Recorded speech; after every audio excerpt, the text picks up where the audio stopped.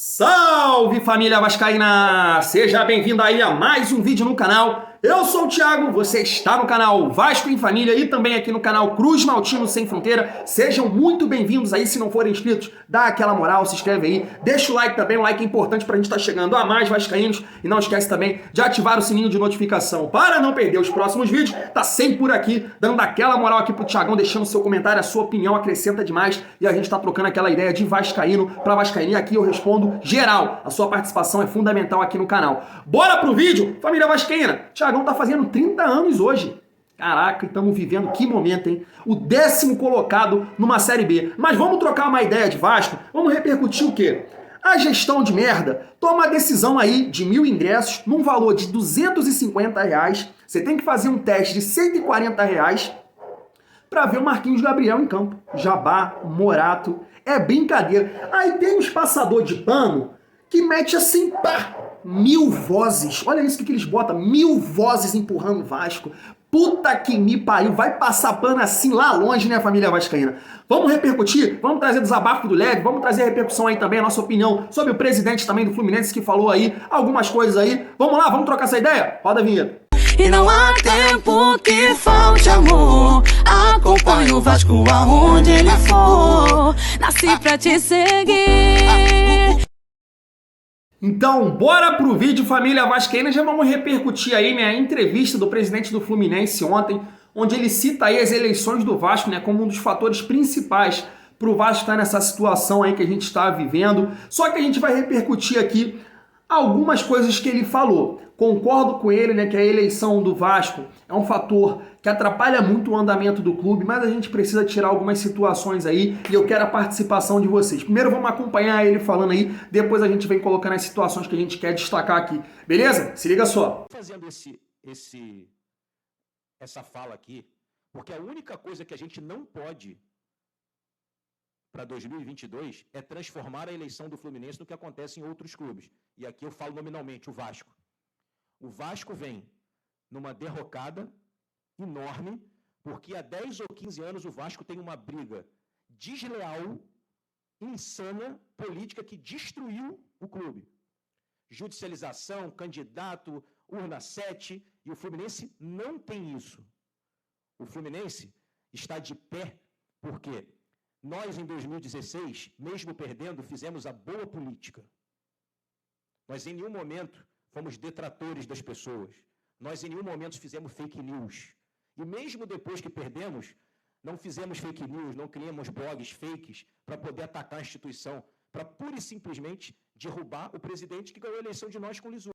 Então, família vascaína, o negócio é o seguinte, eu destaquei aqui ele falando, ó, a boa política, não atacar a instituição, né? E a postura que ele teve ali, ó, de não atacar o presidente que ganhou de nós com lisura. E aí, família vascaína, não que eu queira aqui dar uma aula de português, mas lisura, eu peguei aqui alguns sinônimos. Tá aqui, ó, integridade, boa-fé, honestidade, sinceridade, transparência, lealdade, verdade, justiça. E você, torcedor vascaíno, você acha que acontece isso dentro do Vasco da Gama? É muito fácil o presidente do Fluminense falar esse tipo de coisa se a eleição que ele perdeu, como ele mesmo disse, teve lisura, teve transparência, teve verdade, teve justiça. Mas nas últimas eleições do Vasco, isso não acontece. E tem muito vascaíno aí, família vascaína, essa é só uma opinião de torcedor, quero saber a sua também, que vem com um discurso de união. Só que eu acho o seguinte, esses caras ficam falando de união no Clube de Regatas Vasco da Gama, mas eu aposto que na vida deles eles não aceitariam esse tipo de coisa, essa vida pessoal, na vida pessoal.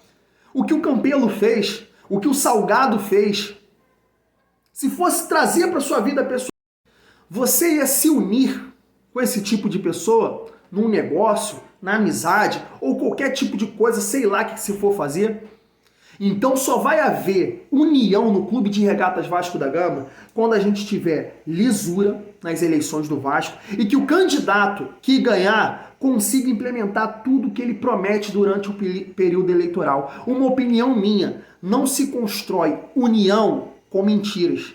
Se constrói união com verdade. Então tem muito vascaíno que pede união, que fala que o Levin tá atrapalhando, que não quer o bem do Vasco, mas só vamos construir união quando tiver verdade. E é a última coisa que a gente vê no Vasco nos últimos tempos. Então para com essa narrativa que isso é do mundo da Disney, e se as pessoas não implementam isso na sua vida pessoal, porque no Vasco vai acontecer. A primeira coisa que o torcedor tem que exigir é verdade.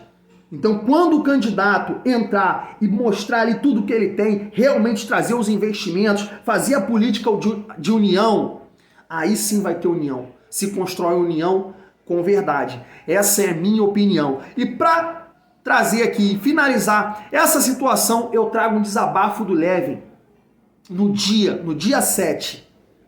Isso sim que a gente precisa, se liga só. Mas o Vasco é dos vascaínos. O Vasco tem que voltar a ser um clube democrático, resolvido dentro dos muros de São Januário.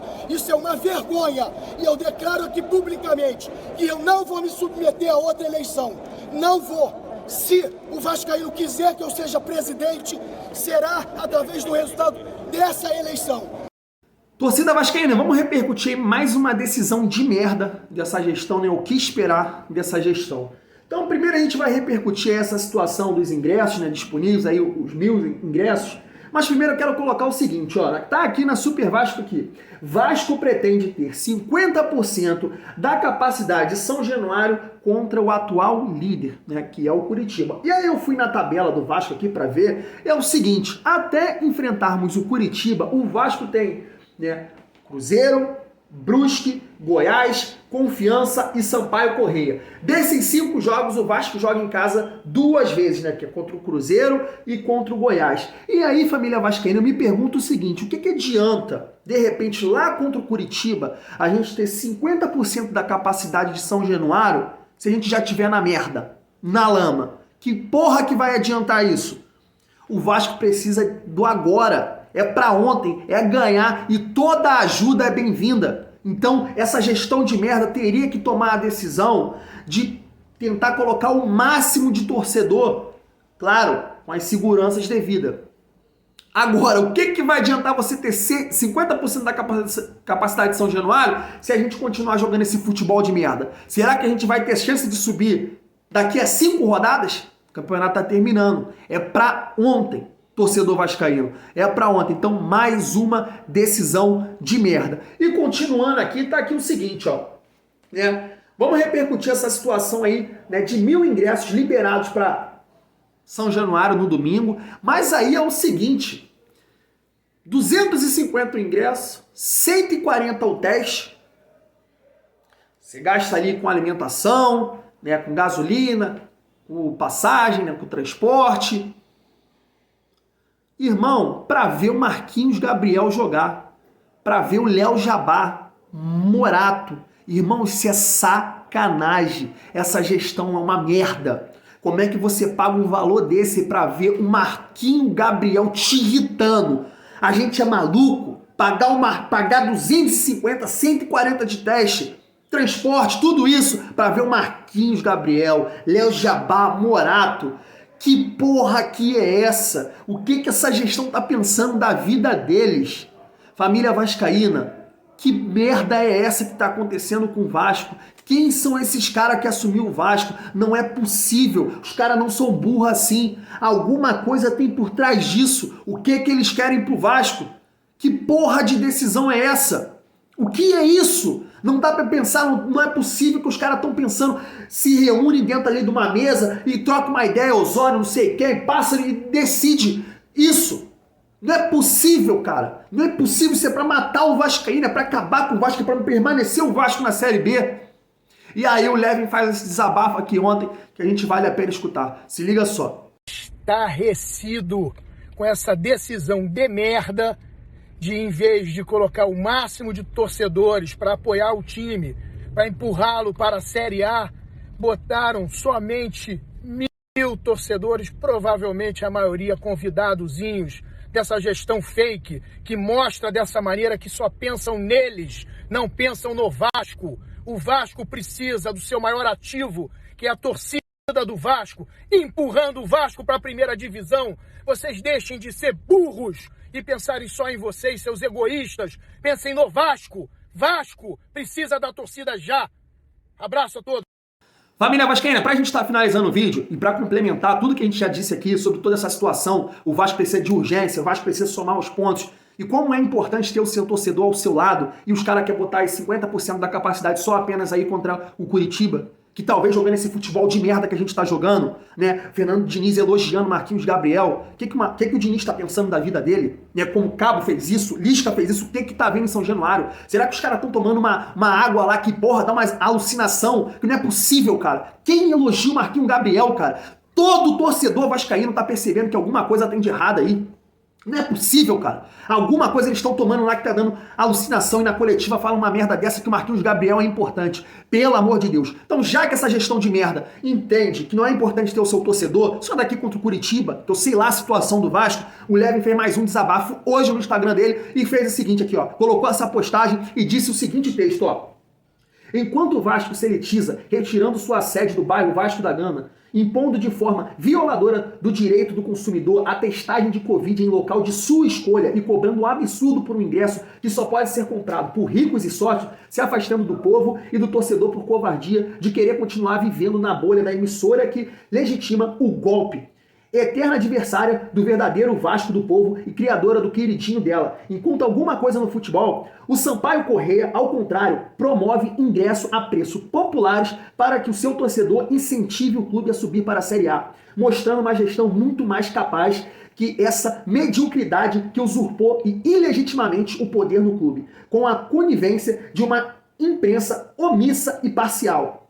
Continuamos na fé que em 10 dias poderemos ter a chance da justiça ser feita e do Vasco voltar às suas origens e respeitar as suas tradições. Vai dar Vasco. Tá aí, família vascaína, mais um desabafo que representa o torcedor e mais uma vez digo aqui, é o presidente que vai realmente ajudar o Vasco. Essa gestão de merda, a cada decisão que toma é uma merda. E é a gestão que vai ficar conhecida como a pior da história e que entregou o Vasco hoje na 10ª colocação. Com pessoas que tomam decisão que não entende porra nenhuma de bola, como Alexandre Pássaro, que montou esse elenco aí horroroso. Horroroso! Família vascaína, vou ficando por aqui. Tamo junto. Como eu sempre digo, sem essa gestão de merda, é sim muito bom ser Vasco. Tamo junto.